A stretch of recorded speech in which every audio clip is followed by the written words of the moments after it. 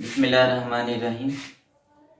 जनाब हम स्टार्ट करते हैं जियोलॉजिकल टाइम स्केल। इससे पहले सीरीज में हमने पढ़ा था फॉसिलाइजेशन, फॉसिल्स बनते कैसे हैं और उनकी कौन कौन सी टाइप्स होती हैं। आज जो है वो हम पढ़ेंगे geological time scale. Geological time scale होता क्या है कि देखिए हमने अर्थ की पूरी हिस्ट्री को डिफरेंट पीरियड्स में, डिफरेंट ईयर्स में जो है वो डिवाइड किया हुआ है। तो पूरी अर्थ की हिस्ट्री को जो है वो हम मिला जुला के क्या कहते हैं, इसको हम नाम देते हैं जियोलॉजिकल टाइम स्केल का। Whole history of earth is known as geological time scale. इसको हमने डिफरेंट जो है वो आगे पीरियड्स में, ईयर्स में, फिर पीरियड, इसके बाद एराज में, उसके बाद जो है वो पीरियड्स के अंदर जो है वो डिवाइड किया हुआ है।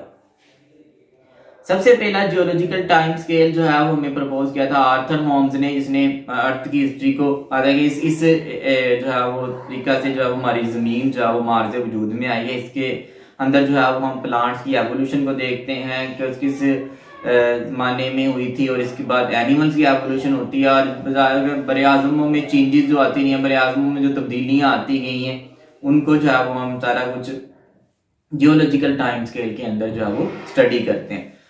तो मेजर जो है वो हमारे जियोलॉजिकल टाइम स्केल को हम दो एन्स में डिवाइड करते हैं। जियोलॉजिकल टाइम स्केल रूल देखें तो दो एन हैं, उन एन्स को फिर आगे हम डिवाइड करते हैं एराज में, एराज को फिर आगे फर्दर इपॉक्स में, उसके बाद पीरियड्स वगैरह में आगे जो है वो फर्दर डिवीजन होती है।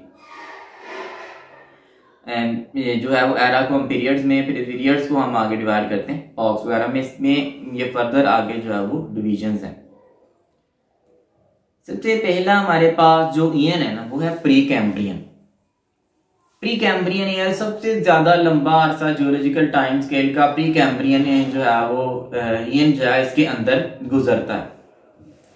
ये हमारी जियोलॉजिकल टाइम स्केल का 88 से 80% हिस्सा जो है ना, हमें 80 to 80% जो हिस्सा है ना हमारी जियोलॉजिकल हिस्ट्री का, वो ऑक्युपाई किया हुआ है किसने? प्री कैम्ब्रियन है। प्री कैम्ब्रियन क्या है? ईयन है। इसको फर्दर दो जो है वो एरा में डिवाइड करते हैं। वो दो एरा जो है वो कौन से हैं? प्रोटीरोजोइक एंड आर्किजोइक एरा। प्रोटीरोजोइक और आर्किजोइक एरा, ये दो एरा जो हैं वो किसके हैं? हमारे पास प्री कैम्ब्रियन ईयन के। प्री कैम्ब्रियन ईयन है, और ये जो हमने अभी बात की प्रोटीरोजोइक और आर्किजोइक, ये क्या है? एराज हैं, और ये किसके अंदर आते हैं? इस ईयन के अंदर, प्री कैम्ब्रियन ईयन के अंदर।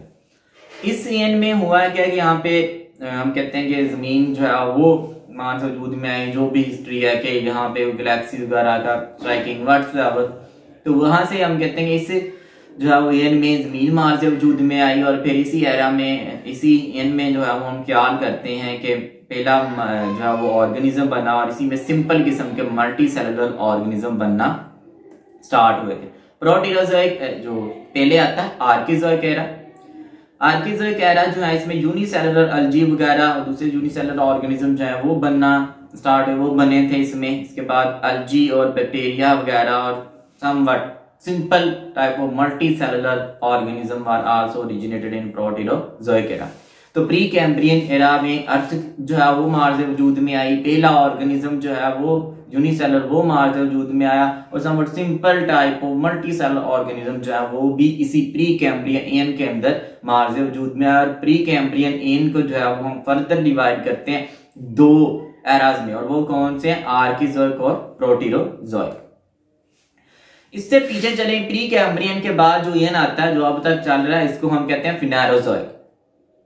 प्री कैम्ब्रियन ईयन के बाद जो आया वो कौन सा था? फिनेरोजोइक एरा, फिनेरोजोइक ईयन। फिनेरोजोइक ईयन जो है इसको हम आगे 3 एरा में डिवाइड करते हैं। वो कौन कौन से हैं? पैलोजोइक एरा, इसके बाद मीजोजोइक एरा, सिनोजोइक एरा। कौन कौन से? देखिए, प्री कैम्ब्रियन के बाद जो ईयन आता है वो है फिनेरोजोइक। उसमें जो एरा आते हैं Cenozoic, Mesozoic and Paleozoic era. इन एरा को हम फर्दर आगे जो है वो पीरियड्स में डिवाइड करते हैं। ये आगे पीरियड है। प्री जो है वो सबसे पहला पीरियड पैलोजोइक एरा का वो है कैम्ब्रियन। ये 540 मिलियन ईयर्स अगो जो है, 540 मिलियन ईयर्स अगो का। इसमें हमें अलगल रीजन जो है इसके एविडेंस मिलते हैं, यहाँ से हमें इसके फॉसिल्स रिकॉर्ड वगैरह जो है वो हमें मिलता है।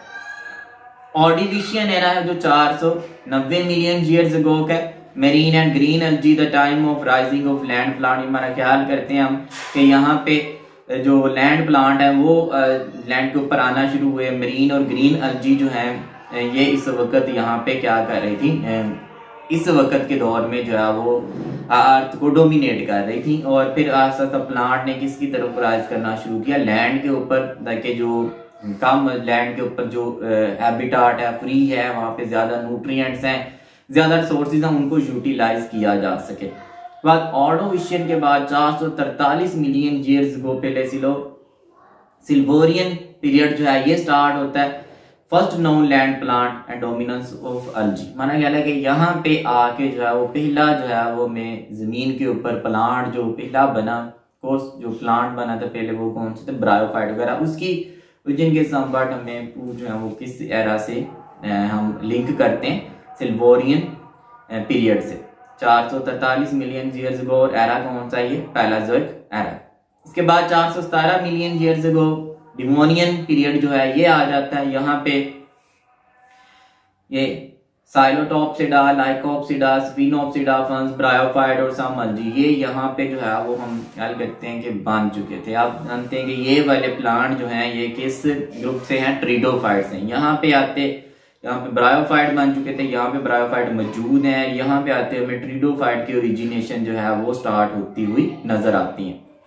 इसके बाद हम लोअर कार्बोनी फेरस जो पीरियड की बात करें 323 मिलियन ईयर्स अगो का है। यहाँ पे जो है वो हमें लाइकोप्सिडा और दूसरे सीड फंस वगैरह इनकी डेवलपमेंट होती हुई नजर आती है। ये अपने आप को लैंड के ऊपर मजीद जो है मजबूत कर रहे हैं, मजीद अपनी पॉपुलेशन इसकी जो है वो इंक्रीज हो रही है। इन्हीं कार्बोनी फेरस रेट के अंदर इन ट्रीडोफाइट्स ने जो है वो वर्ल्ड को क्या किया है, डोमिनेट किया।